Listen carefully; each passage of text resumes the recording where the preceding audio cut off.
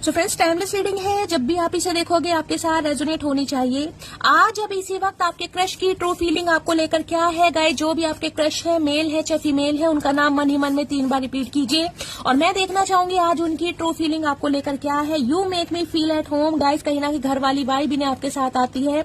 ये इंसान जब भी आपके साथ होते हैं कहीं ना कहीं घर का सुकून इन्हें फील होता है। इनकी प्रॉब्लम की जो भी समस्या है गाइस इनकी लाइफ में है, सारी कहीं ना कहीं भूल जाते हैं, सारी प्रॉब्लम वैनिश हो जाती है। तो काफी पेडिस्टल पर आपको बिठा रहे हैं।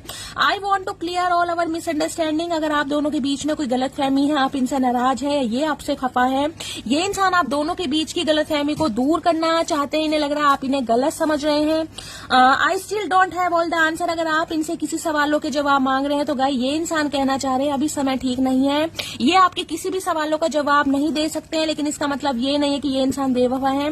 माई smile for you will never fade, my heart for you will never break, my love